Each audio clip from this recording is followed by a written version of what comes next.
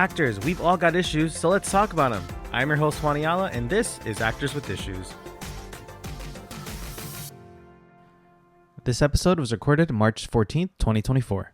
Hello, ladies, gents, and non-binary friends. Welcome back to another episode of Actors with Issues, the podcast where we dive deep into the world of entertainment. I am your host, Juan Ayala, and each week we bring you intimate conversations with actors from the worlds of TV, film, and Broadway. From sharing their career journeys to discussing the challenges they have faced and conquered, we discuss it all. Today's guest is an actress you've seen in the CW's Kung Fu, recently joined the cast of Superman and Lois for its final season in Avatar Kyoshi in Netflix's mega global hit, Avatar: The Last Airbender. Please welcome Yvonne Chapman. Yvonne, thank you so much for being here. Welcome. Oh, thank you so much for having me. It's good to be here. So, growing up, was there a particular moment that stands out as like where you really wanted to be an actor? Or did it just sort of just happen? Like there wasn't anything else you were interested in pursuing? I always say that it kind of happens more in increments rather than one specific moment. I knew that I always liked performing when I was young, although I was a really, really shy kid. Mm. So performing meant by myself in my bedroom, just, acting out scenes and kind of dreaming about it. And I did some school plays and things like that, but it never was really something that I thought was a viable option for me. Mm. Um, you know, it- a lot of the, let's just call it quintessential Asian upbringing was I thought I was going to be a lawyer. I went to biomed actually for 2 years before I jumped into finance, thinking I might have been a doctor. Absolutely hated that Mm. though. And then finally settled on finance, and then now I'm an actor. So I basically tried everything before I settled on to being an actor, but it was something that was always in the back of my mind. Mm. And it wasn't until I was fully working in finance that decided for myself to finally take an acting course because I've always been interested in it. And that's when the bug bit me and I just couldn't get it out of my head. So I think it was after that course that it really solidified for me that I need to give this a shot. Mm. And so I packed up my car at the time with less than a quarter of the things that I owned and drove to Vancouver to give it a try.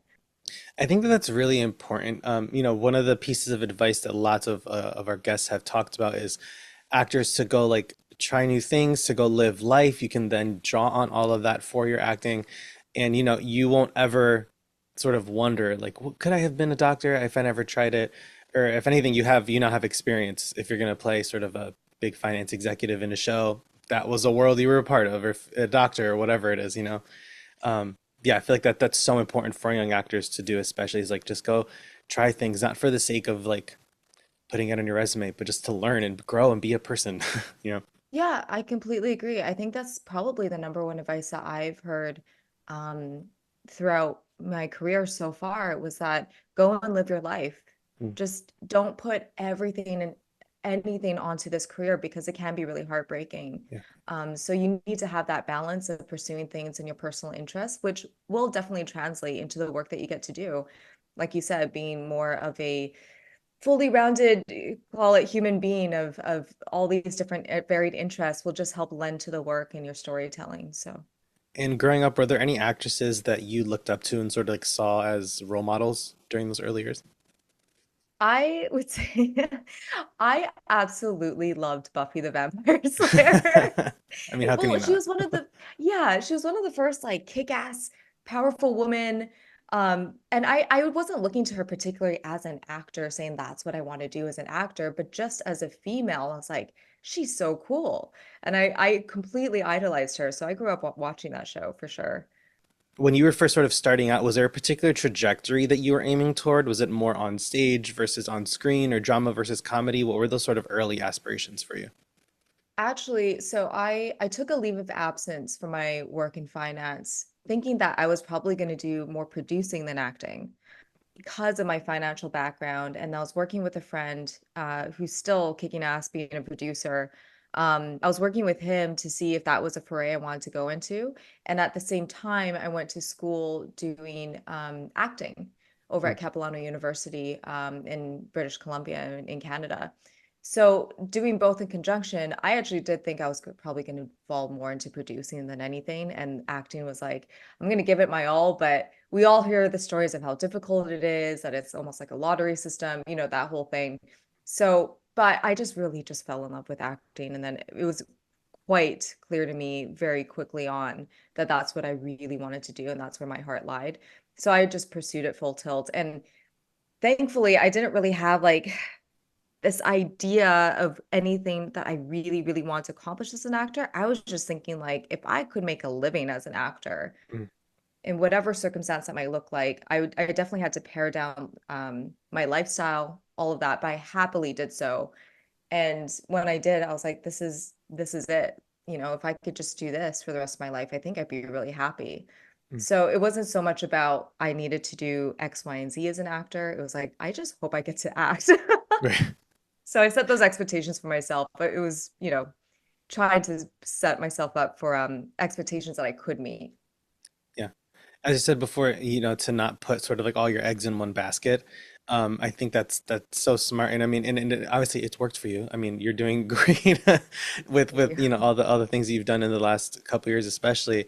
So sort of like fast forwarding to Kung Fu, what do you remember from that whole audition process and book and getting that bump from the recurring to series regular? Just what was going through your head during that whole process? Yeah, the whole audition process, everything was done on tape for me. Had no callbacks or anything in person. I didn't get to see or meet any of the cast beforehand.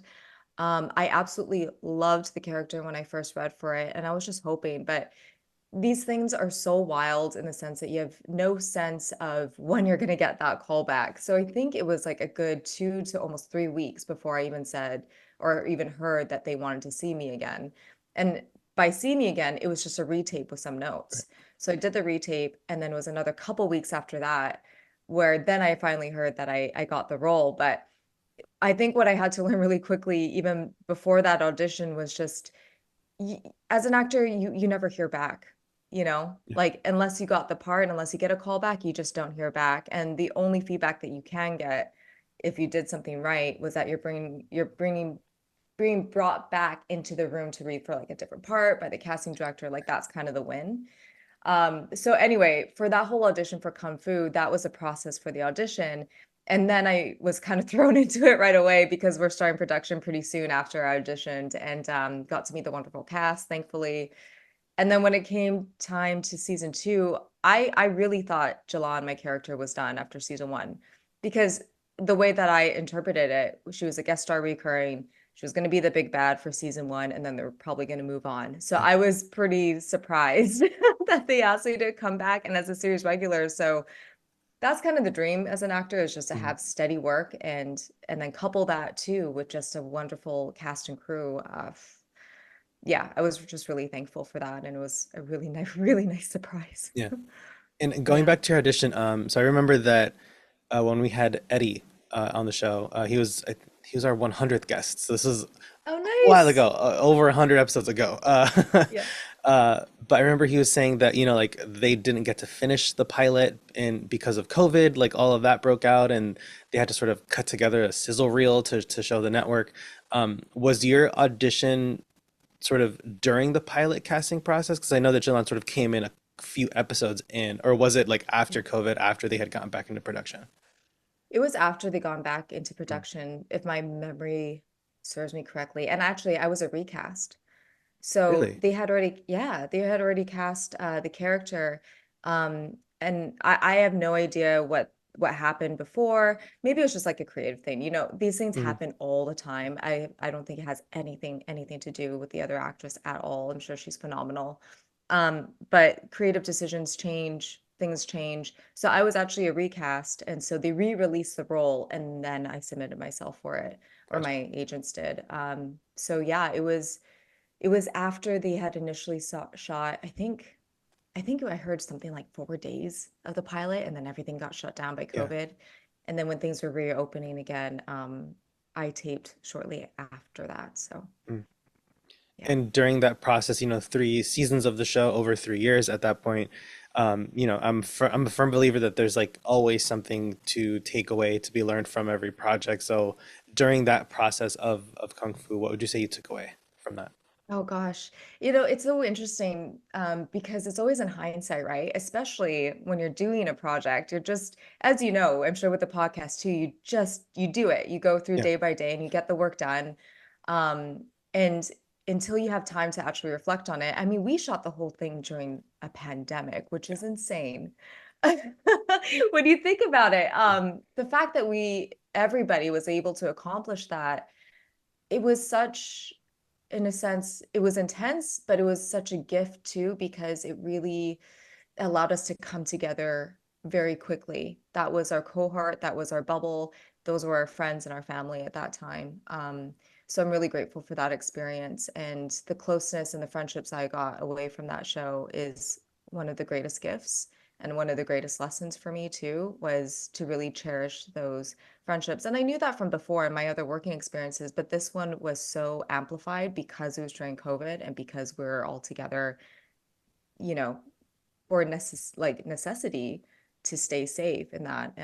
But it was just some really beautiful relationships I got from that. And I think going forward, that's what I really cherish too, is those moments of connection with people, because this whole business is about connection and the human experience. That's what I love most about it too, is being an actor, is being able to express the human experience through different stories and different characters. So that was a doubling effect for me on the show. Yeah. And fast forwarding to your most recent work on Avatar, I remember I think it was because we've talked twice before on my other podcast as mentioned. Um, I think it was after the first one they had sort of just announced that you were cast in the show, and that was like over 2 years ago at this point, I Yeah. think. So it's Yeah. been a while. The show's been like years in the making at this point.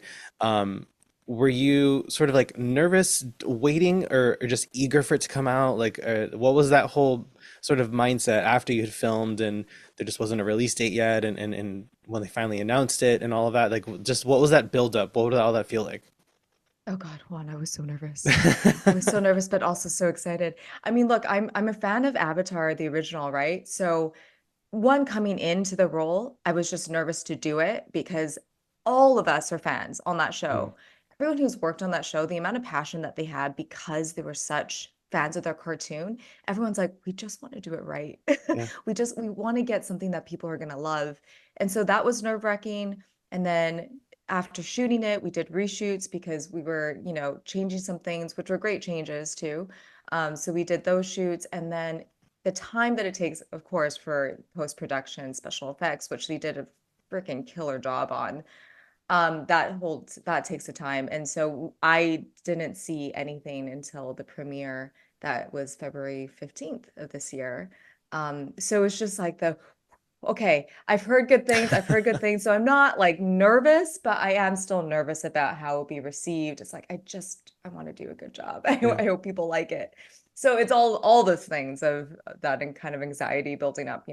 Yeah. And the time we're recording this, it's March 14th, so it's almost been a month since the show Oh my came out. gosh, yeah. Isn't that crazy? Oh, And of course, renewed last week for 2 seasons, which I figured I'm like, it's funny because when folks were sort of wondering like, why haven't they renewed it yet? And I'm like, I feel like they already filmed season 2 and just didn't tell anybody. Like because I'm like, these kids grow up fast. yeah. And it's been done before. I can remember with The Mandalorian, they're like, "Oh, the second season was filmed in secret. Like nobody, it wasn't announced or anything." Is that right? I didn't know Yeah, that. which is funny because it's similarly filmed like Avatar. They used the volume, sort of that 360 Right. LED set, so they sort of can sort of bang it out quickly. Of course, it's post production that takes a long time, as you mentioned with Avatar. But in this last month, what's it been like? Sort of the reception? Have you gotten a ton of like new followers on social and fan mail, things like that? What's it been like the last month? I'm thrilled that people responded to it so positively. There's been some really, I mean, the internet, God bless, it's so funny. There's been like so many funny memes of like Yeah. the Kyoshi and Aang spirit world when I'm yelling at him. Oh, there's a hilarious one I sent my sister the other day of that. Um, and I sent it to her because I immediately thought of her, and then she immediately responded. She's like, "Oh my God." But it was like, she's looking down at Aang saying, I thought I told you to take the chicken out of the freezer. And I'm like, how many times has mom yelled at us for not taking it out in time? So funny. It's and it not you wouldn't think, oh, that's gonna be a funny meme moment. Like, not at all. It's such a tense moment in the show. But Yeah, yeah. but now that you look at it, I'm like, makes sense. Of course, of course. No, but I absolutely love that people have done that. It shows, in my opinion, shows a love for the Yeah. show to take the time to do those funny memes. So yeah, the response has been really great. It's been so good. And like I said, we were all so nervous about it, but God, it's done outstandingly well. I mean, it was Yeah. #1 show in the world for a hot minute. So yeah, we're pretty excited about it.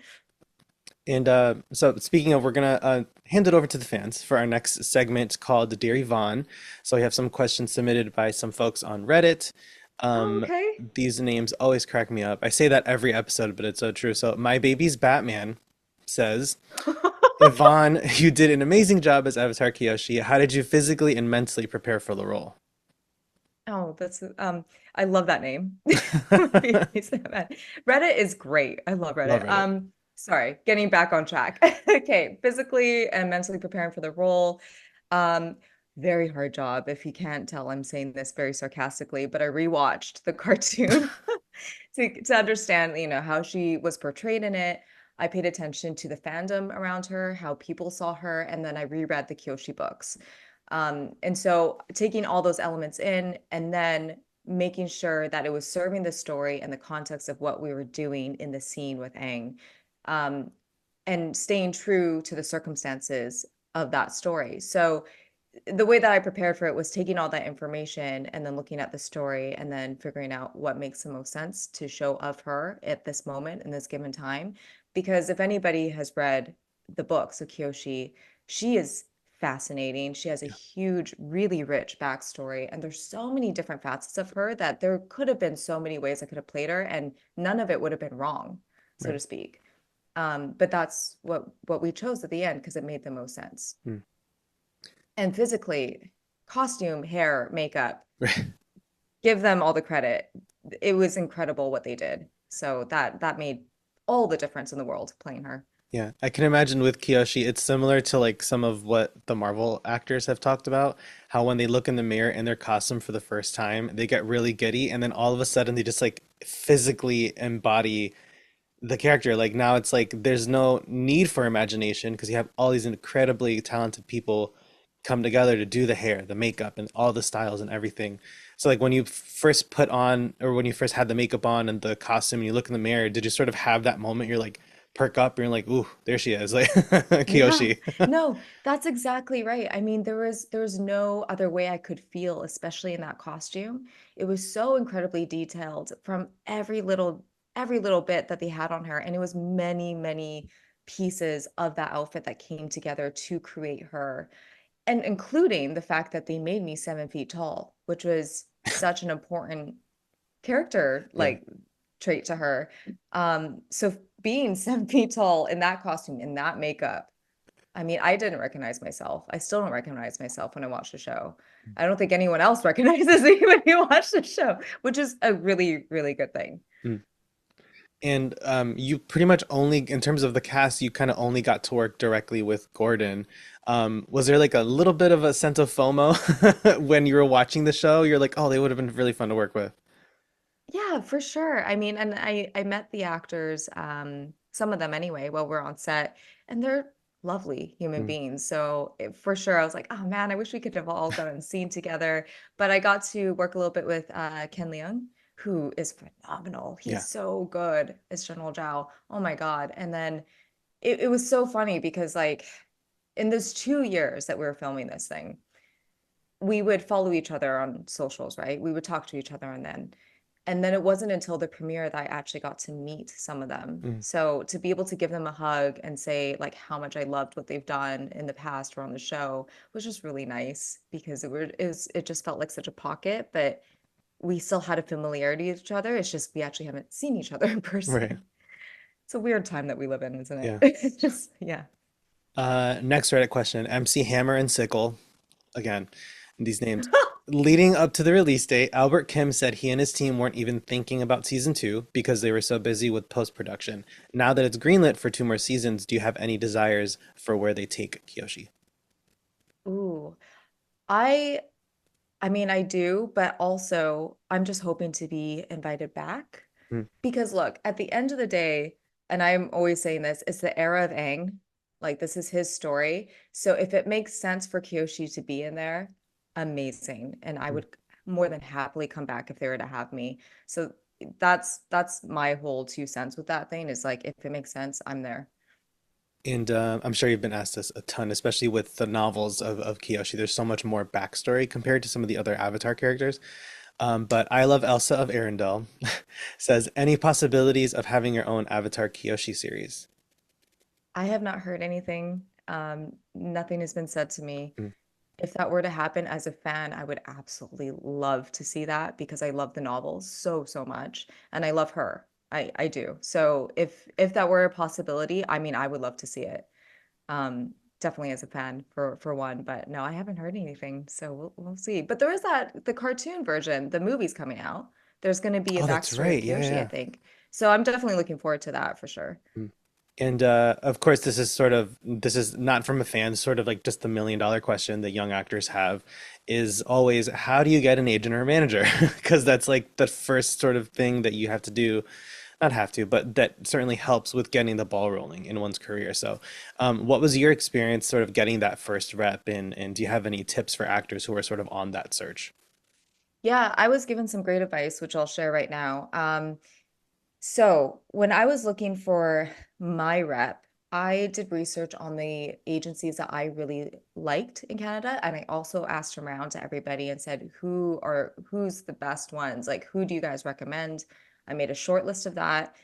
Then what I would recommend to new actors, what you can do, IMDb Pro, which is usually a paid service, but they do have like a trial period because I know once you're coming out of school, it's like you can't drop however much, on subscription. So do the trial period, right?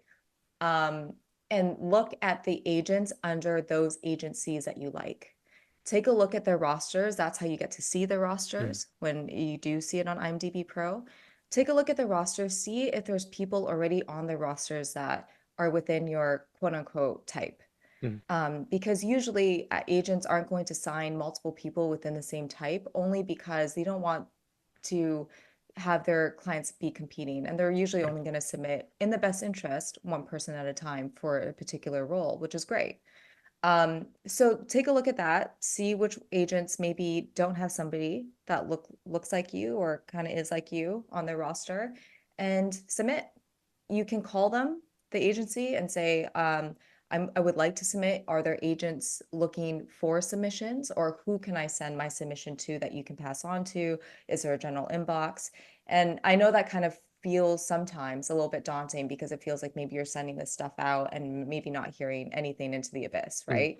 But it is the first step that you can do for yourself is to send out your resume, your headshot over to these agencies that you've researched, and then hopefully from there you hear back. And again, it's always going to be a hit and miss, but that's the first step that you can do to being representation. yeah, that is great advice. I think that that's something that's not really been talked about, actually. You think 200 episodes, someone's going to bring up IMDb Pro, but I don't think they have.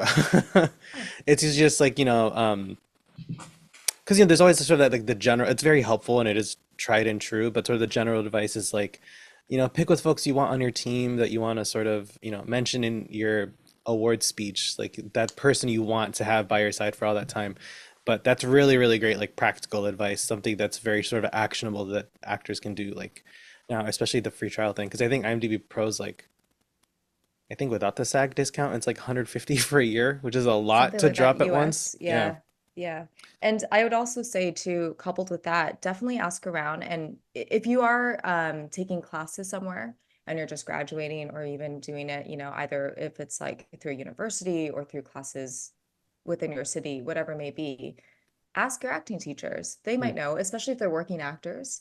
I've definitely have given people recommendations for mm, people. And if it's like close friends of mine, I'll send it off to my agent and be like, hey, you might not be looking, but in case you know anybody, like here's people. Like find the community that can help you with that too. So there's different ways, but definitely for me, the most practical way of doing it, and that's how I did it, was to look at IMDb Pro and kind of do my research there. yeah. And beyond acting, as you mentioned, you sort of had a big interest in producing. You've also written and you sort of have touched into these other facets of the industry. So, what advice do you have for actors who want to branch out and become a multi-hyphenate and sort of get involved behind the scenes as well as in front of the camera. I hope this doesn't come off as unuseful advice, but the best advice I could say is just to do it. Because there's so much out there now in terms of like competitions that you could do, film festivals, as you know, like even the crazy ones where it's like a 24-hour Yeah. film competition. Those are kind of great because it forces a deadline on you and Yeah. you kind of just go and you do it and you learn a lot from those kind of things. I've done ones where it's like a festival run where it's like you have 2 weeks from start to finish to kind of finish a film, a short film, and they'll be presented in a festival. And also just writing, it just you just got to start.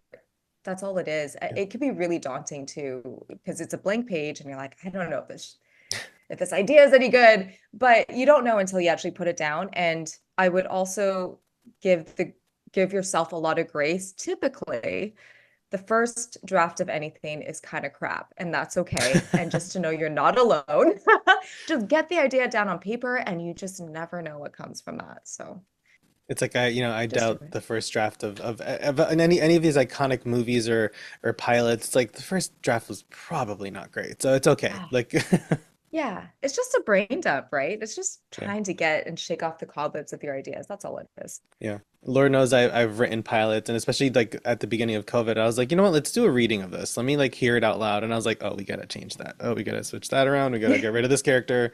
That's not necessary. It's like once you hear it out loud, it's like, oh, okay, let's. And of course, actor friends are gonna definitely want to like, oh, I get to put my own spin on an original character. People are always gonna be game to collaborate on that kind of stuff.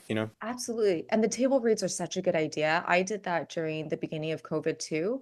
And we're all just like hungry to Yeah, do something. So if you find your tribe, which is a really important thing, find a community of people who are going to support you, to help you out, and you to them as well. That was the biggest saving grace, especially during COVID for me, was to yeah, find those people and just keep the creativity and like the work somewhat going. Like keep your muscles warm is yeah. what I would say. Think of it as being an athlete. Hmm. They train constantly, so you got to keep training yourself constantly in whatever form that may be for you. And we're gonna move into our next segment called a resume breakdown, where we sort of just go through your IMDb, highlight some of your credits, and look back at these moments throughout your career. So your first IMDb credit is a short film called Broad Strokes, which is almost a decade ago, from Yeah. 2015. So what do you remember from that project? What was it being your first short? What do you remember learning? That was a student film. And it was done through when I was at Capilano University. And that was, I think it was my first audition actually Mm, too, or one of the first ones. Oh my gosh. Whew, it's taking me back. That was a really fun project. And it was my foray of trying to understand what it was to be on a set. I had never been on a set before.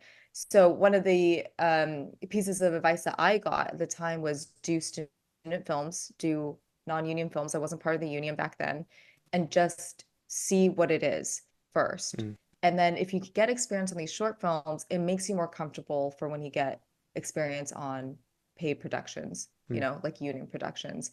And what I learned after I had done my first job through the union was the tenets of whether it's a student film or whether it's a, a set like Avatar, a lot of the things can translate and it will definitely help you out. So if you're starting out, like I highly recommend just audition and do student films, do independent films, do whatever you got to do to get experience and exposure. And look, I mean, I'm going to jump ahead, but some of the other short films I've done on my resume, I still have really good friends from that and we still collaborate. So it's all about building community too. Next, the Fox series Second Chance as Tammy. So what do you remember from there? Okay. We filmed, I know it was a great experience. Let me just start with that. But Yeah. we filmed in this place called, okay, I hope I don't get this wrong. It's in Vancouver. It used to be this hospital and it's called Riverfront, I think. And a lot of like shows, horror movies, horror films are filmed there for good reason. It is terrifying in that place. Dude, like I remember my biggest memory from that. was we're filming and I have the sense of direction of nothing. I don't know where I'm going most of the time. And I had to go to the washroom and they had it set up somewhere in this building. I got lost as I usually do. Oh man. And I took a wrong corner and I went down in the basement and all of a sudden it just went black, like just dark. And all the hairs on the back of my neck stood up, all my arms, everything stood up because I'm like, I am not supposed to be here. There are so many stories from that Oh. location of people who film in Vancouver of just like crazy things that happen. Anyway, that's what I remember, other than the fact that it was a great experience. It was a really fun scene that I got to do interviewing an inmate there because it makes a great prison, the Mm. whole look of it. But it's this terrifying place. And your first Hallmark project, Birthday Wish Yeah, as that was Mia. so fun. That was one of the biggest things. That was the biggest credit at the time that I had, was to play a supporting lead in the Mm. Hallmark film. And it was just so fun. I mean, it was a really nice rom-com film, really fun for me to do. And she had a really colorful kind of outfit, that was kind of her look, which was very different from the prison that I was in at Riverview. So yeah, it was a great time. And Street Legal as Mina. What was that experience Yeah, like? that was my first series regular role. And this is an interesting story because I just had a feeling about this particular role. And when I first taped for it, after I taped for it, I'm like, "Oh, that wasn't it. I don't think I got her right." Mm. So then I went back to my agent and I'm like, "Can we follow up on that? Because I think I would like to retape." And he's told me at that point, they're like, "Well, they actually have a short list ready for this character. You're not on it." And then by whatever happenstance, they actually re-released the role because they're like, okay, we still haven't found her.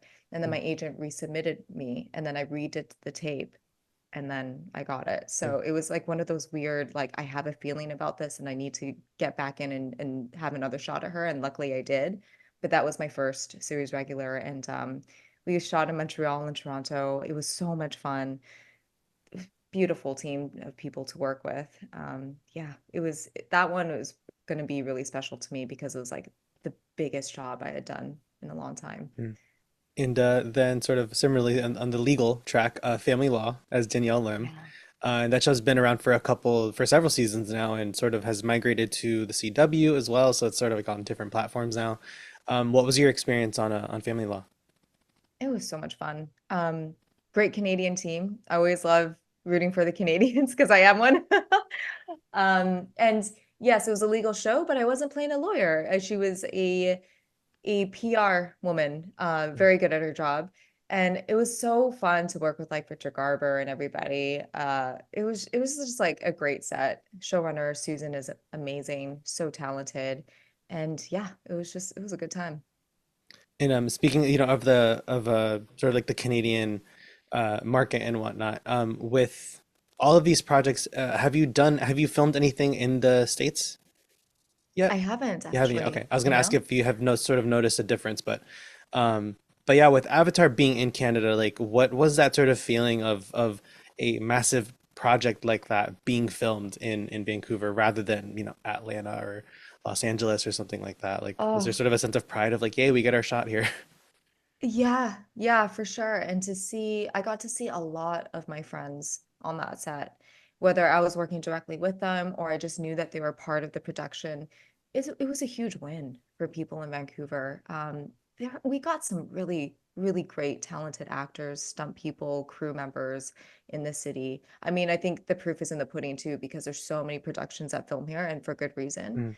Mm, But for them to have the opportunity on such a big production, I was just really grateful for that to see that there were so many Canadian actors being called for it yeah. and that they were hiring locally as opposed to like bringing people in, because they deserve it. They Yeah. deserve it. Um, it's like with Paul when they announced he was being cast as Iroh. Who doesn't adore the show Kim's Convenience. I miss that show terribly. And sort of seeing all these like familiar like Dana Day Kim as Ozai and like all these sort of like you have these veteran actors coming in and then this like sort of new generation of like playing the younger cast, seeing like just sort of the camaraderie and the relationship that they have, like doing all these press tours and things like that, especially after a couple of years since they filmed, they probably haven't seen much of each other since then. But sort of just seeing that love among the cast is palpable on screen and obviously like behind the scenes like and all of that. So yeah. And Paul is so nice. When I saw him at the premiere, I hadn't seen him in a long time.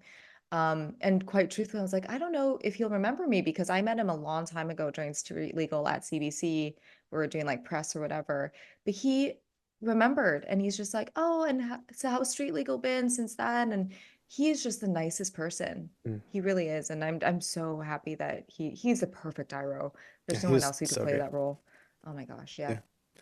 And we're gonna go into our last segment. It's called "It's Time for Life's Big Questions." So, if you could Okay. have any superpower, what would you choose? I would choose maybe teleportation. Oh, that'd So be very convenient. handy. Yep. What is your favorite show to binge watch? Oh gosh, I have so many. Right now, I'm binge watching again, uh, Physical 100 because it's coming out again. Oh yeah, yeah, yeah. Yeah, like things like that. I mean, I watch a lot. I binge watch a lot. Like Community, I binge watch all the time. Love. The Office, like any good comedy I do. But that one is the one I'm on right now. Mm. Was there a little bit of FOMO not being able to work with Danny Pudi since he was like on another? Yes.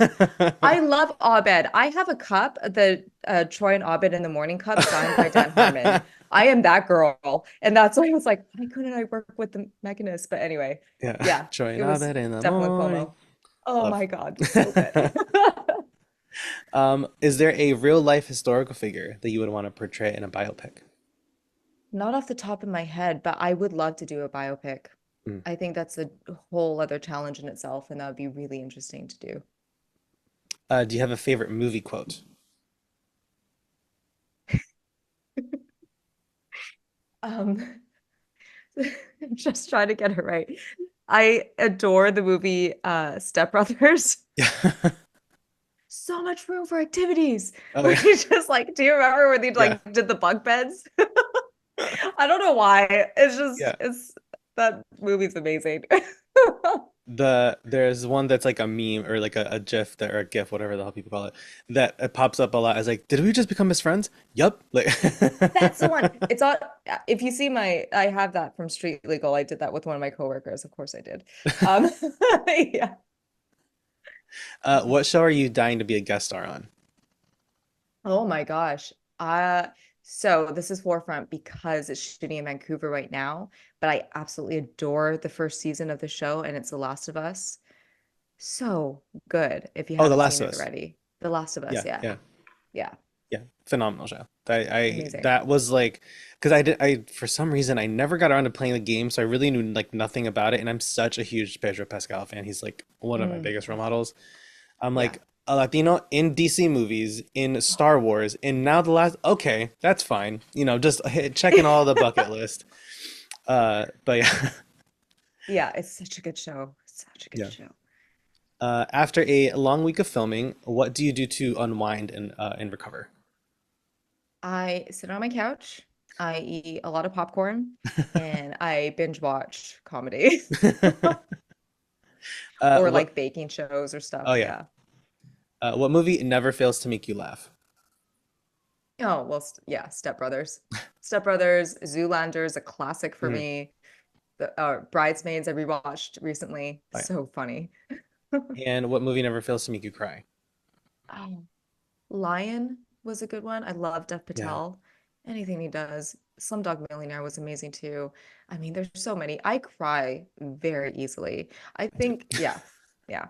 So just give me any kind of sob and I'll be running the tears. Yeah. And what is the last book you read? Oh, the last book I read, I'm on the series now.